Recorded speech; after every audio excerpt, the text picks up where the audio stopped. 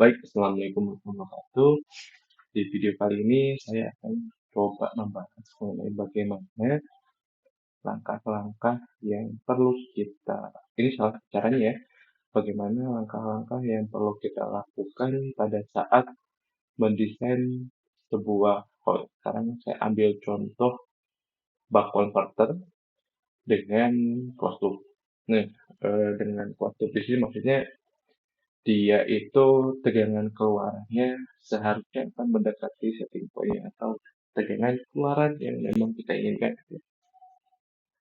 Oke, saya akan mengambil dari paper ini desain multi-stage PD 1PI controller for DC-DC buck converter. Saya akan lebih ke spesifikasinya dulu ya. Jadi dari spesifikasinya itu dia tegangan inputnya sebesar 36 volt, tegangan outputnya ini sebesar 12 volt, dan nilai bebannya itu sebesar 6 ohm.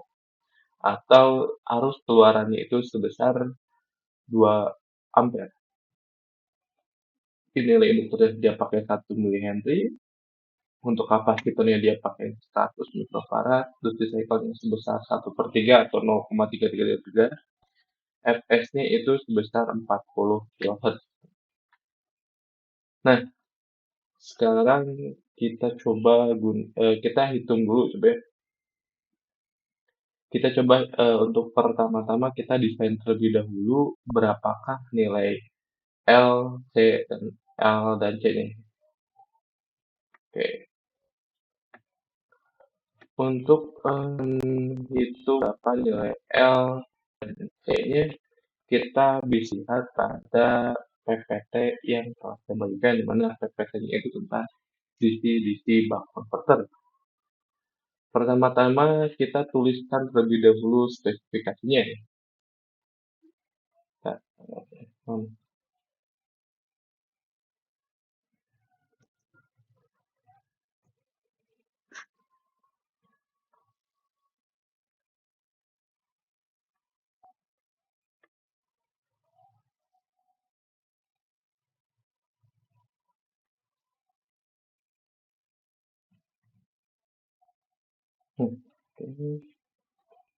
dengan input sebesar 36 volt dan seterusnya.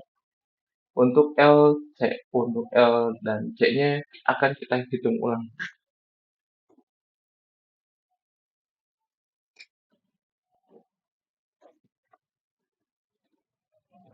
Oke,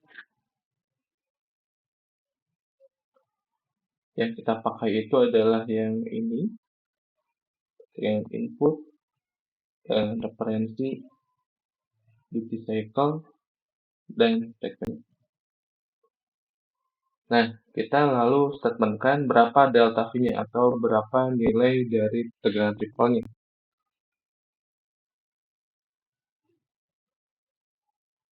Voltage kita inginkan, saya ambilnya itu sekitar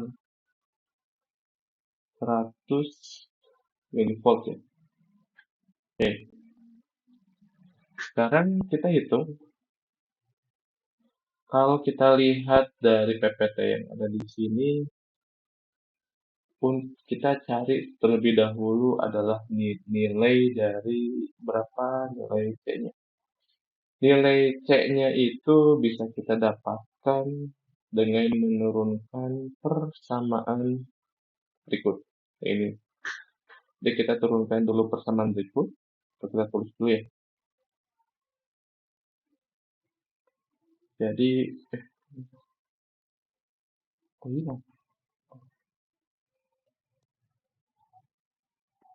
Jadi kalau berdasarkan persamaan itu kan nota V sama dengan I out dibagi dengan 4 dikali dengan C dikali dengan F. Di sini I itu bisa kita turunkan dari bebannya ya. I out itu kalaulah dia tegangan keluarannya sebesar 12 volt dan bebannya sebesar 6 ohm, maka didapatkan I out-nya itu kurang lebih sebesar 2 ampere. Oke. Nah, dari pertama di atas bisa kita dapatkan bahwasanya C itu sama dengan Vout itu dibagi dengan 4 delta V dikali dengan F, atau nilai C-nya. Jadi kita tinggal masukkan untuk Vout-nya pakai yang ini, delta V-nya kita pakai yang ini, dan F-nya kita pakai yang ini. Jadi kurang lebih nanti didapatkan sebesar 125 mikrofarad. Oke, ini yang pertama. Yang kedua, kita akan mencari berapa nilai minimal dari induktor yang perlu kita pasangkan. Nilai L itu harus lebih besar dari Vout dibagi dengan 2 kali Vout dikali dengan F. Ini juga ada yang di ini. Dari sini.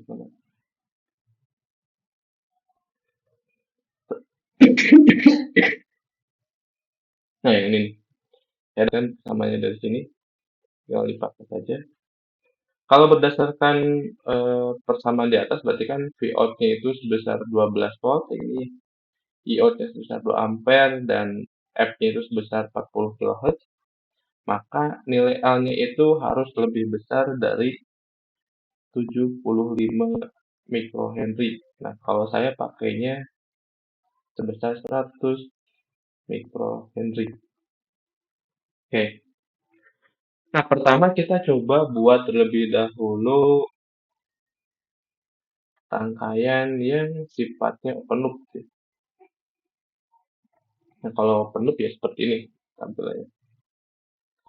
Jadi dia ada power supply-nya atau VJ-nya di sini, ada komponen switching-nya, ada induktornya, ada dioda, ada induktor, kapasitor, dan beban. Untuk nilai bebannya, ini saya beri dengan R-load. Jadi R-load itu ada di sini voltasenya. Saya beri dengan nilai 6, sesuai dengan yang tadi. Oke. Untuk konfigurasinya di sini kita dapatkan frekuensinya 40 kHz, number of point-nya 2, switching point-nya mulai dari 0 sampai dengan 120. 0 sampai dengan 120 itu didapatkan dari mana? Itu didapatkan dari 360.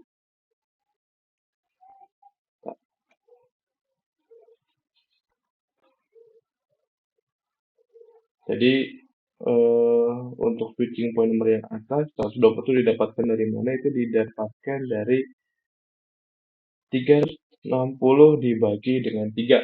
Nah, ini dapat dari mana tiganya? Itu kita dapatkan dari persamaan ini. Nah, ini duty cycle nih. Terus duty cycle dapat dari mana? Ada dari persamaannya di PowerPoint. Nah, 360 dibagi 3 ini ya, itu kita dapatkan sebesar 120. Sudah kita isikan ya.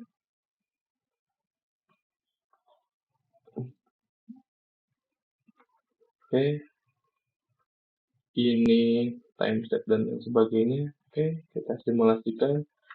Nah, yang akan saya tampilkan adalah Vout open loop ini, Vout OL ya.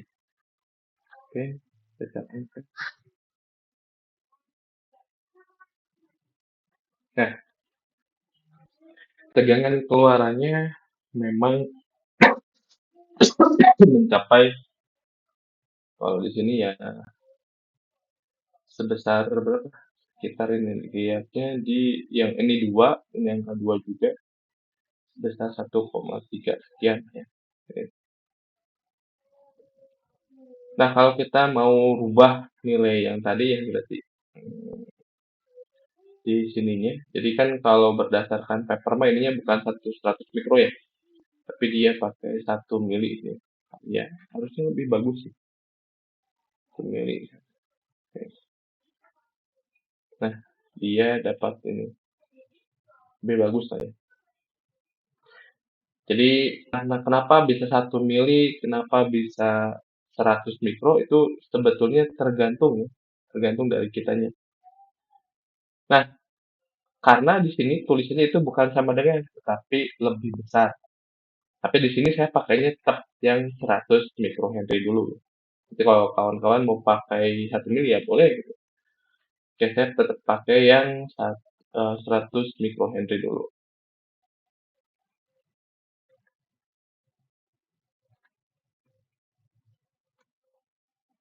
Oke.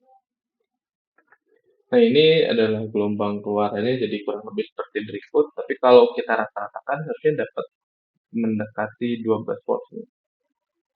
Tapi ya di sini masih sangat banyak ripple ya. Oke, ini yang pertama. Ini yang akan kita dapatkan kalau kita hanya menggunakan sebuah open loop gitu ya. Nah, sebetulnya ketika open loop ini, kalau bebannya tambah kecil atau arusnya semakin besar itu tidak akan ada terlalu masalah. Misalkan bebannya saya ganti nih, yang asalnya 6 ohm, saya ganti menjadi 3 ohm misalkan. Berarti kan arusnya sebesar 4 ampere ya. Ketika arusnya semakin besar, nilai ripple-nya harusnya akan semakin membaik di sini. Harusnya. Nah, yang akan menjadi sangat bermasalah, ini kan masih tetap berada pada kisaran 12 volt ya di sini. Ini pada kisaran 12 volt di atas bawahnya. Ini 12, 11, 10, dia mengayun lah ya. Tapi tegangannya memang udah stabil. Yang akan menjadi masalah itu pada saat bebannya itu terlampau besar sehingga arus yang dihantarkan itu sangat kecil. Kalaulah dia mengantarkannya pakai beban 12 ohm, ya maka akan semakin rata sih. Nih, bagus ya. Nah, yang jadi permasalahan kalau bebannya tidak apa ya, kurang sangatlah terlalu besar. Kalau ini kan bebannya 12 eh, 12 volt, 12 ohm, berarti bebannya sebesar kira-kira IoT itu sebesar 1 ampere. Nah, ini kan tidak ada masalah nih. Tapi kalau kita rubah lagi nilai bebannya ini menjadi cukup besar, saya pakai 12 kilo ohm nih. Berarti kan kurang lebih arus yang mengalirnya itu sebesar 1 mili ampere ya. Nah, ketika arusnya ini cukup besar, nah kalau kita menggunakan metode open loop, di sininya akan terus meningkat nilai tegangannya. Kalau teruskan nilai tegangannya ke arah sebelah sana, maka nilai tegangannya itu akan mendekati nilai tegangan dari sumbernya. Nah, inilah kelemahan dari buck converter jika menggunakan metode open loop. Nah, itu sangat terlihat kelemahannya jika pada saat nilai bebannya itu cukup besar yang sehingga menyebabkan arus yang dihantarkan oleh buck converter itu terlampau sangat kecil jika dibandingkan dengan yang kita desain. Kalau kita desain itu sebesar 2 ampere gitu. Nah, kalau kita mendesain sesuatu, misalnya ini kita pakai best practice, misalnya kita mendesainnya sebesar 2 ampere. Kalau kita mendesain sesuatu agar mampu menghantarkan arus sebesar 2 ampere, ada baiknya kita hanya memakai sebesar 80% ya. Oh, pemantapan. Kenapa? Karena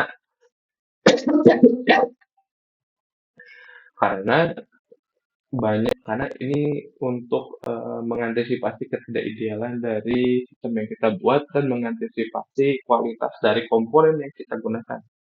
Nah, komponen yang kita gunakan kalau kita belinya di JP ataupun di AliExpress itu sudah grade KW berapa gitu. Nah, itu tidak sesuai dengan datasheet. Jadi batas amannya ya ada di 80% dari kekuatannya. Nah, ini balik lagi. Kalaulah dia menghantarkan 1,6 ampere, berarti untuk 12 volt agar menghantarkan 1,6 ampere berarti dibagi 1,6, dia punya beban sebesar 7,5 ohm. Kita diukur 7,5 ohm.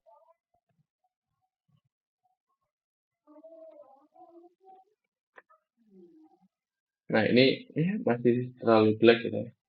Itu ternyata sudah kurang bagus. Ini akan mulai bagus ketika kalau kita menggantinya itu ke beban 12 ohm, bahkan hanya 50% saja.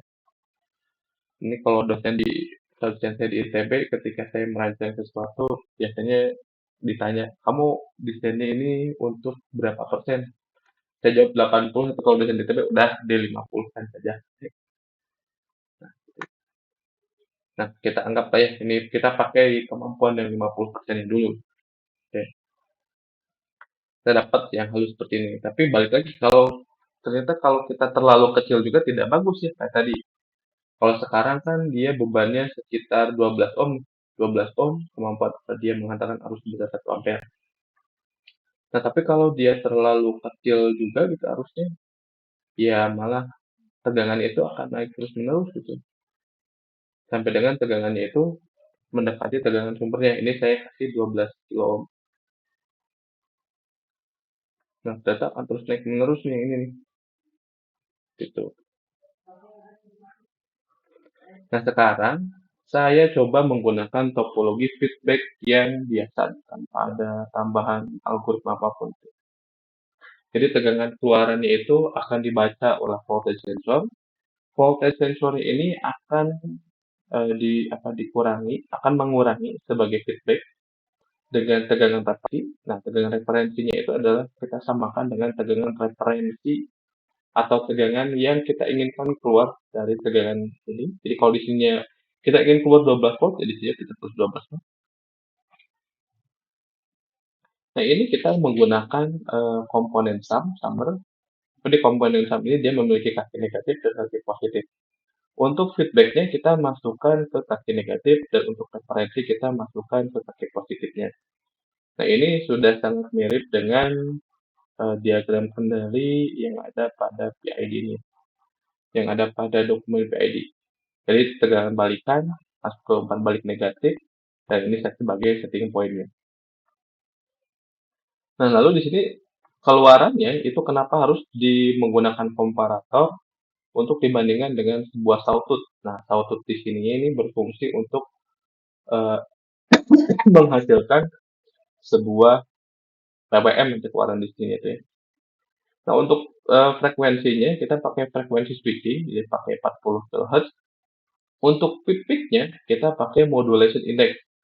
Nah, kalau modulation index yang baik itu ada di file yang ini. File yang ini. Kalau modulation index yang baik itu carrier itu nilai amplitudenya itu setengah dari carrier nilai dari tegangan referensi. Jadi kalau di sini 12, berarti di sini kita gunakan 6. Nah, nanti dari sini baru kita feedbackkan ke sini. Oke. Nah, untuk tegangan keluarannya itu ada di V out with feedback ya. Example 40 kHz. V out V. Tambahkan ke sini. Oke. Nah, ini kalau kita lihat sementara mah seolah-olah sama aja ya. Dia ada di 25.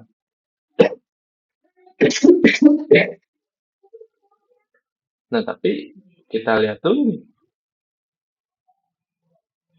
Kita coba perbesar lagi kan. Kalau ini hanya dari 0 sampai dengan 20 milisecond.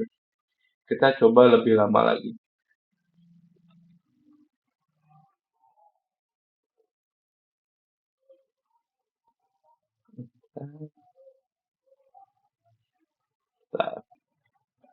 Oke, jadi lagi dia membutuhkan waktu sampai dengan stabil ini. Bukan stabil, sampai dengan mencapai setting point itu dalam waktu. Nah, ini satu, kita pakai satu ini. Untuk mencapai mendekati setting point-nya atau di 12 volt, sekitar 12 volt, dia itu membutuhkan waktu hampir sampai dengan 1,2 second. Tapi kalau yang open loop dia terus menerus ya. Jadi, nah salah satu baiknya dari sebuah sistem closed loop, nilai keluarannya itu akan selalu mendekati setting point-nya. Gitu. Walaupun mungkin tadi butuh waktu lama ya. Tadi saya pause terlebih dahulu karena proses simulasinya untuk sampai dengan 4 second itu butuh waktu hampir 1 menit. Nah, oke. Nah, sekarang kita coba balikan dulu nilai dari ini kita balikan 0,02. Kita balikan dulu ya ke nilai ini. Nah, kita balikan ke 12 ohm dulu. Nah, kalau kita lihat di sini, tapi ketika nilai kita pasti pakai feedback apa? Feedback biasa tanpa tambahan algoritma apa. Kalau kita lihat di sini ternyata dia hanya mencapai 10 volt saja ya menggunakan feedback. Nah, ini hanya mencapai 10 volt saja.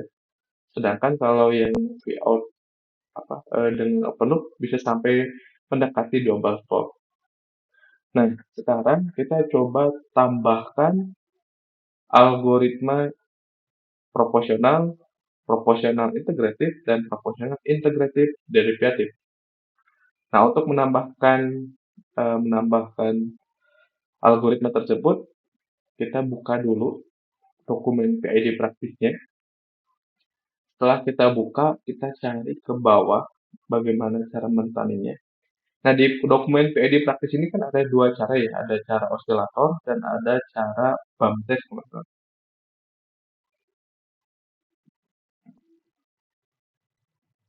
Oke. Nah, yang kita gunakan pakainya metode bump test ya, kalau metode osilator ini sudah tidak memungkinkan kayak ini.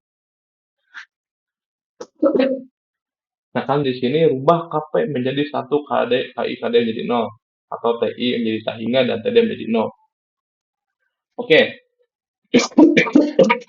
kita buat dulu lagi yang baru sini.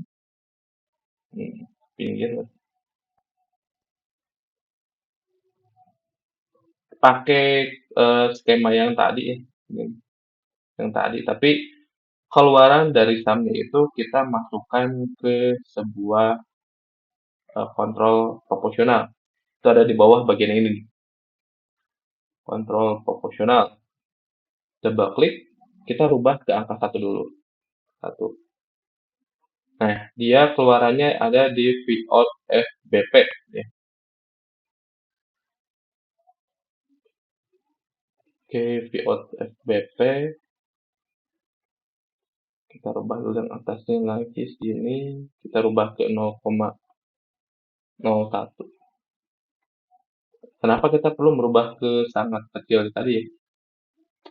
Karena kita akan melihat, ini kita hapus dulu, remove BP ini.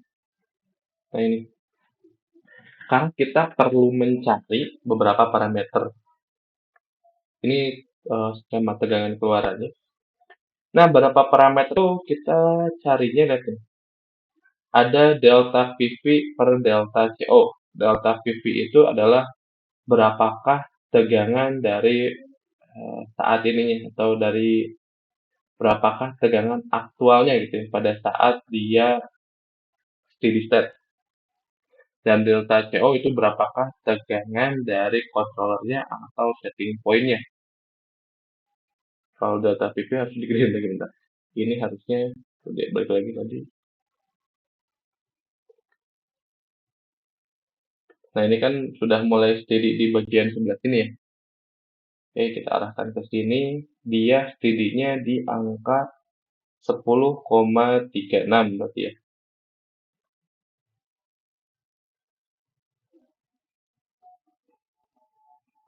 Nah, tadi kan K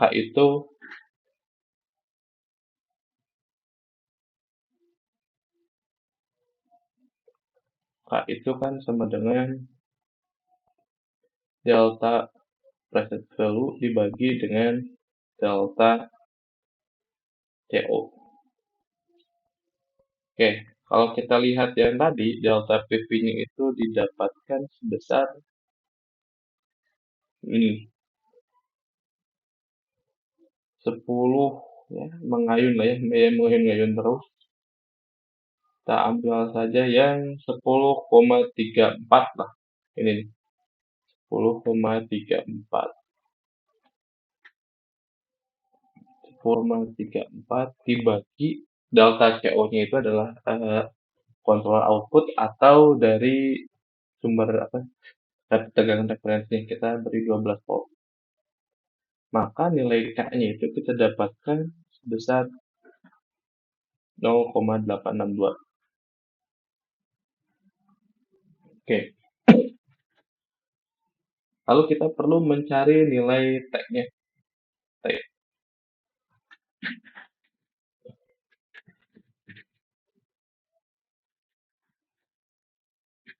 Nilai T itu bisa kita dapatkan dengan menggunakan persamaan berikut 1,5 dikalikan dengan waktu yang dibutuhkan untuk mencapai 63%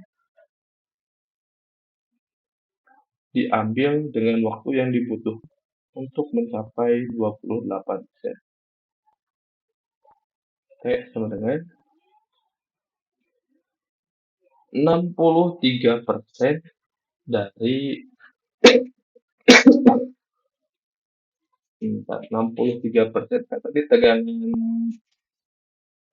tegangan PV-nya palu-nya itu adalah 10,34. 10,34. Maka tegangan 63% itu adalah sebesar 0,63. 6,51. Balik lagi ke sini, 6 kita cari yang 6,51. Kan ini ada di bagian sebelah sini ya, nggak kelihatan. Oke, kita ubah dulu komponen sininya. Kapan yang waktu yang dibutuhkan agar dia mencapai 6,31? 6,51. 6,5 berarti saya sekitaran sini. Nah, ini ternyata dia untuk mencapai mendekati 6,51 dia membutuhkan waktu sebesar 0,686 milisecond. 0,686.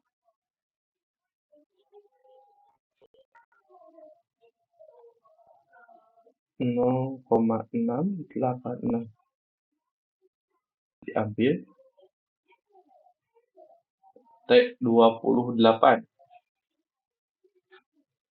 10,34 dikali dengan 28%, 0,28 2,89. Cari lagi kapan dia akan mencapai ke 2,89.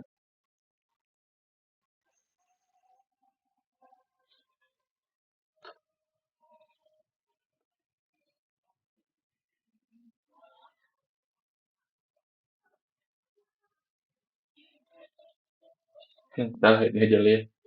Ternyata dia membutuhkan waktu sebesar 0,452 milisecond.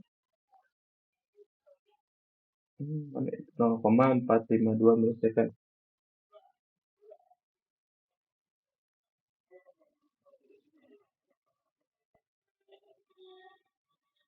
52. T-nya itu kita dapatkan sebesar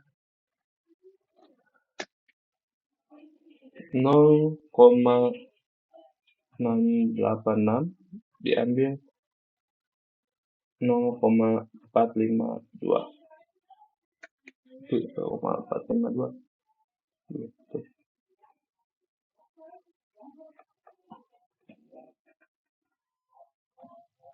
Kita dapatkan sebesar 0,234 kita kalikan dengan 1,5. Kita dapatkan sebesar 0,351. 0,351. Yang terakhir kita perlu mendapatkan berapa nilai L. Nilai L itu bisa kita dapatkan dengan waktu yang dibutuhkan untuk mencapai 63% diambil dengan T. Berarti T 63% diambil dengan T. Waktunya itu 0,686 ini kali 10 pangkat minus 3 ya. 0,686 diambil T-nya itu sebesar 0,351 kurang 10 minus 3.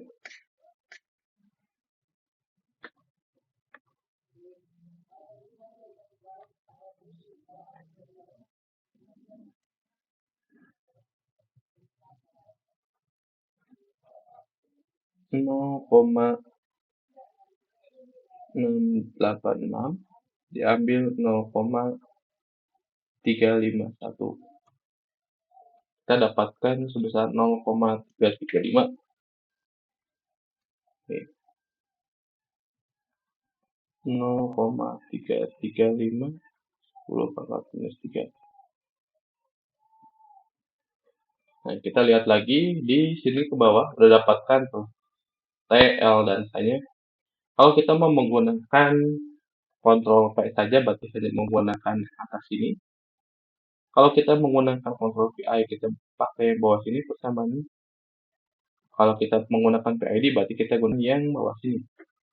Kita coba satu persatu. Kita pakai Ctrl V, hanya Ctrl V terlebih dahulu ya. Berarti di sini kita dapatkan ini P itu bisa didapatkan dengan T dibagi L dikali dengan K.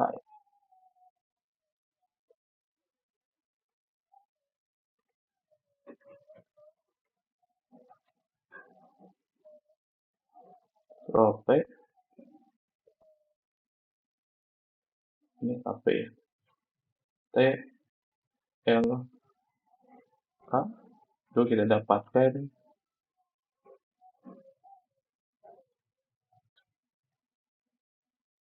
L K-nya itu T-nya itu kita dapat berapa tadi?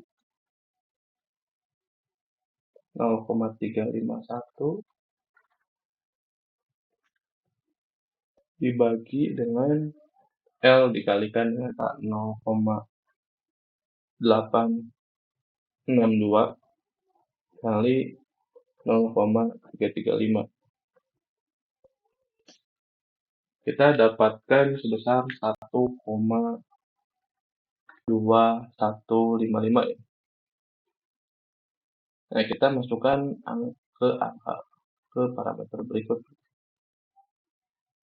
1,2155. 1,2155. Oke. Kita lihat.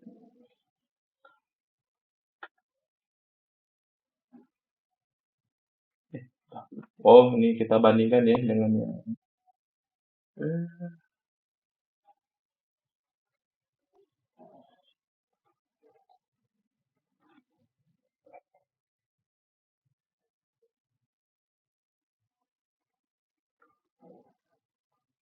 yang kelamaan yang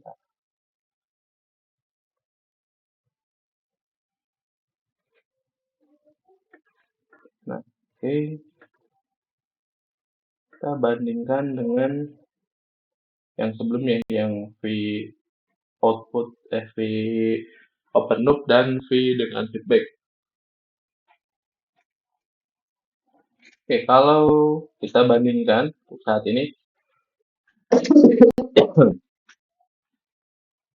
tegangan yang V open loop itu dia tetap ada di 12 lah ya, mendekati 12, 11,9. Tapi untuk yang hanya menggunakan Ctrl P, ternyata dia hanya menaik sedikit ke formatnya. Kalau yang hanya menggunakan feedback biasa, dia ada di ini 10,35. Tapi kalau dia menggunakan Ctrl P-nya saja, itu bisa mencapai 10,53.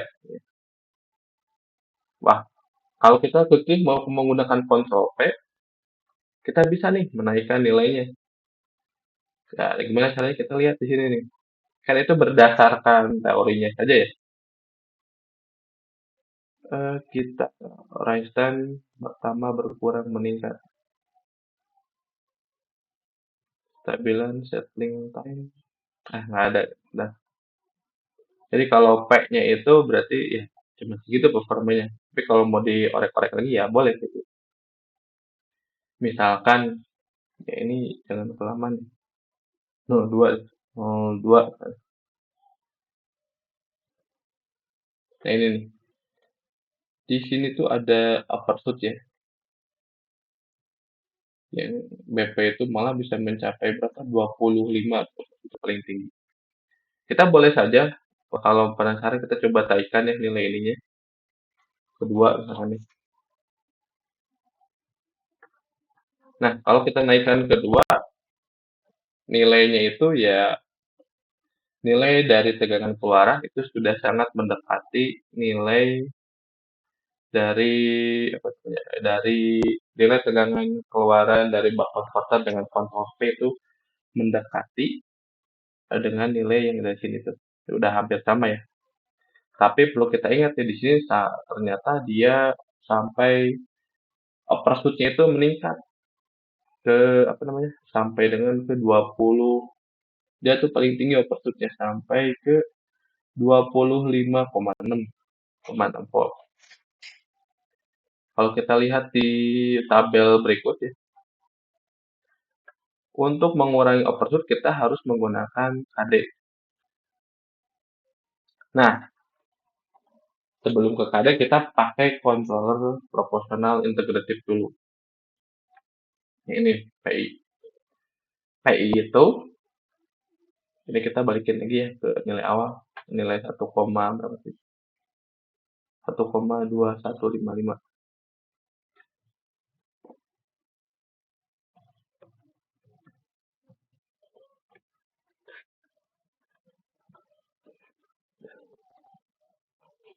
Oke.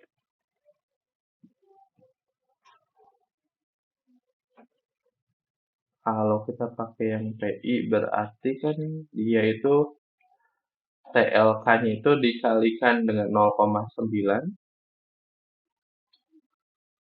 TI dan TI-nya itu kita dapatkan 3,33. Kita hitung dulu ya KP dan TI-nya.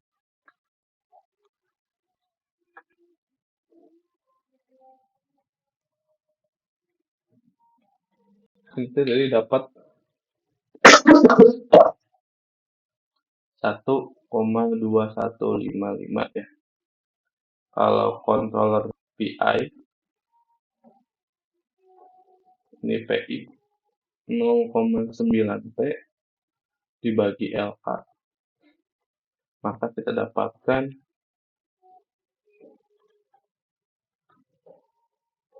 kali 0,9 1,094. 1,094 094 garis dulu kita dapatkan TI-nya itu sebesar 3,33 L atau kita dapatkan sebesar L-nya itu 0,335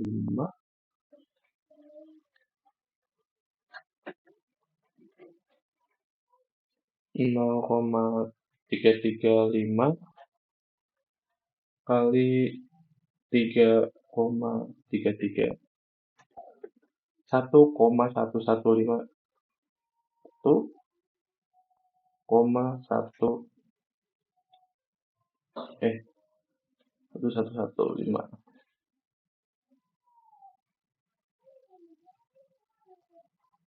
dimana 10 minus 3. Kita kembali lagi ke passingnya.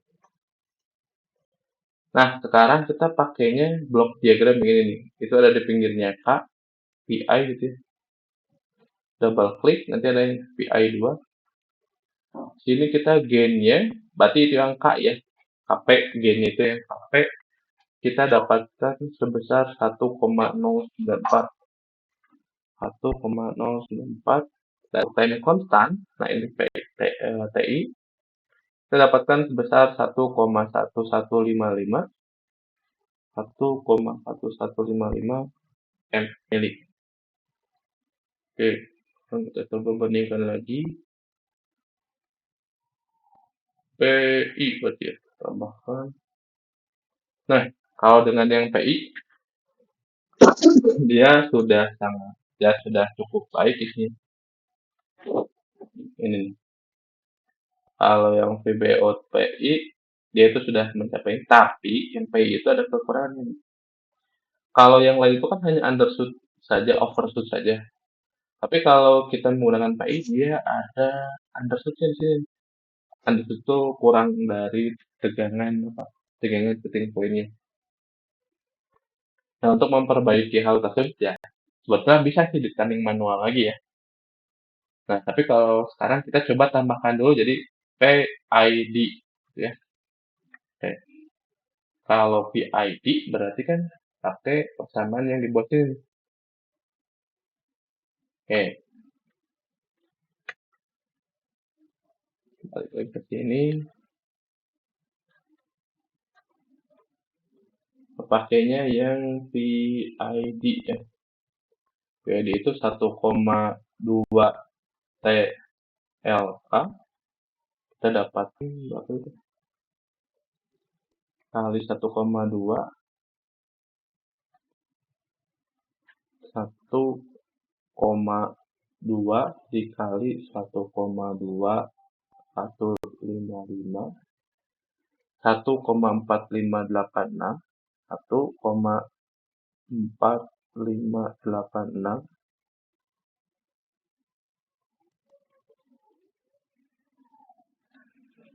Oke, ini kita garisin dulu ya, garisin ke bawah. Lalu untuk TI-nya itu dia dikalikan dengan 2L.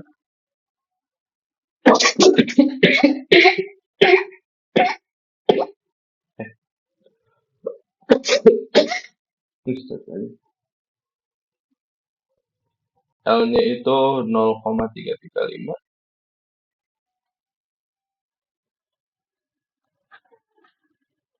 0,335 dikali 2 ya. 0,67. 0,67 kali 10 pangkat minus 3. Yang terakhir kita tambahkan TD sini. Ini ada TD.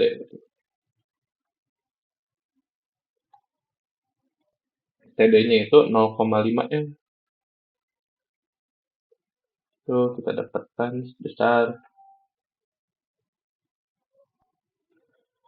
0,335 bagi 2. 0,1675.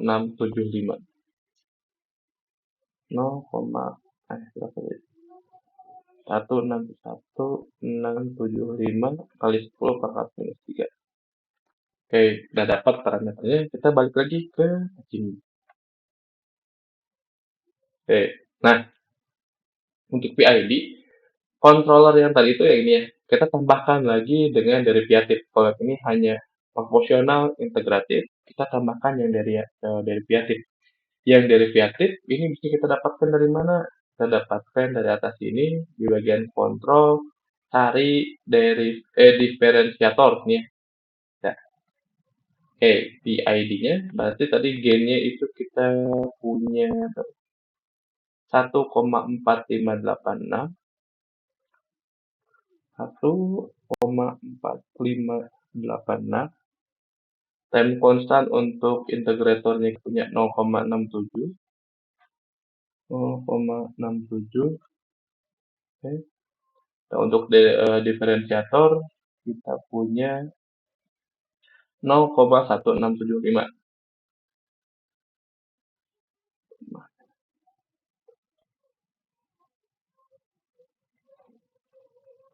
0,1675. 1675. Oke.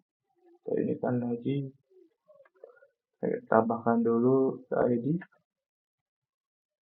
Nah, kalau dengan menggunakan PID